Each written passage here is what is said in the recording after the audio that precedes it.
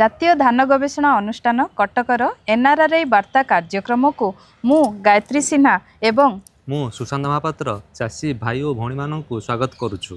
लघुचाप जनित वृष्टिपात कारणरू धान जमी गुड़िकरे संपूर्ण किंबा मध्यम जलमग्न हो जाइछि।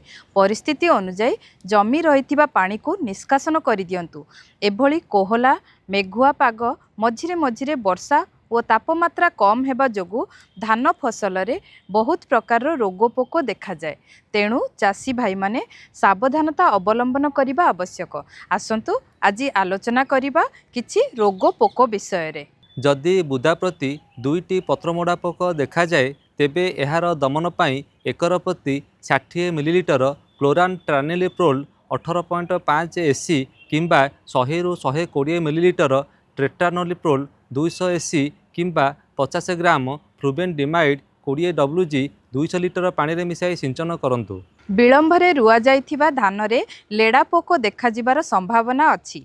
एहार नियंत्रण पाई हेक्टर पिछा 2 लिटर किरोसिनी सिंचन परे धान गछगुड़िक रस्सी द्वारा भल भाबे हलाई दियंतु।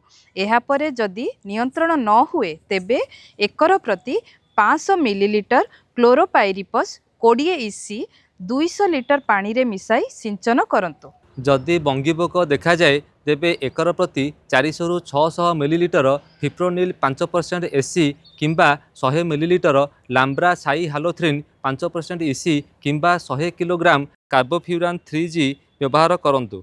माटिया गुंडी पोकर प्रादुर्भाव थिबा अंचल रे एहार नियंत्रण पाई एकर पिछा 120 ग्राम पाइमेट्रोजिन WG 50 शतकड़ा किंबा 80 ग्राम डिनोटेफ्यूरान 20 शतकड़ा SG किंबा 400 ग्राम एसीफेट 75 शतकड़ा SP प्रयोग करंतु। मने रखिबे माटिया गुंडी पोक लागिथिबा समय रे कोनोसी प्रकारर जबक्षार जान सार प्रयोग करंतु नाही। सौल रुआ होइथिबा धान गछरे धान पिल देबा अवस्था पत्रछदा पोड़ा बा सापकातिया रोग 1 ରୁ 2ଟି पिलरे देखागले एहार दमन पाई एकर प्रति 200 मिलीलीटर प्रोपिकोनाजोल 25 EC किंबा 400 मिलीलीटर हेक्साकोनाजोल 5 EC किंबा 400 मिलीलीटर भालिडामाइसिन 3L 200 लिटर पानी रे मिसाई सिंचन करंतु। पत्र महिषा रोग देखा जाउथुबा अंचल रे एहार नियंत्रण पाई एकर प्रति 400 ग्राम कार्बेंडाजिम 50 WP किंबा टेब्यूकोनाजोल 50 शतकड़ा सहित ट्राइफ्लोऑक्सीस्ट्रोबिन 25 शतकड़ार 50 ग्राम मिश्रण को 200 लिटर पानी रे मिसाई सिंचन करंतु।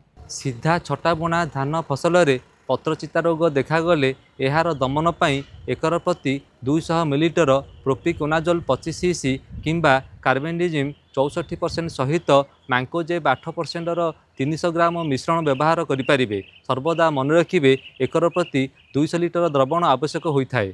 गंधीपोक आक्रमण द्वारा धान अगाड़ी हो जाए। वर्गमीटर प्रति 5टी पोक देखागले एहार दमन पाई एकर प्रति 10 किग्रा मालाथियन गुंड 5 शतकड़ा नतुबा क्विनाल्फस गुंड 1.5 शतकड़ा किंबा मिथाइल पाराथियन गुंड 2 शतकड़ा प्रयोग करंतु। प्रथमे कीटनाशक को फूल धरिबा समय रे और द्वितीय रे गोटिए सप्ताह परे प्रयोग करिबा उचित। चाषी भाई माने धान चाष संपर्क में अधिक सूचना बा विवरणी जानिया को चाहूतिले जातीय धान गवेषणा अनुष्ठान द्वारा विकसित राइस एक्सपर्ट मोबाइल ऐप जहाँकि गूगल प्ले स्टोर रे ओडिया हिंदी इंग्राजी इत्यादि भाषा रे उपलब्ध यहाकू डाउनलोड करी व्यवहार करिपारिबे। आज पई एतिकी पुणी देखा हबो आगामी अध्याय रे किछि नुआ कृषि सूचना नै। आमको विदाय दियंतु। धन्यवाद।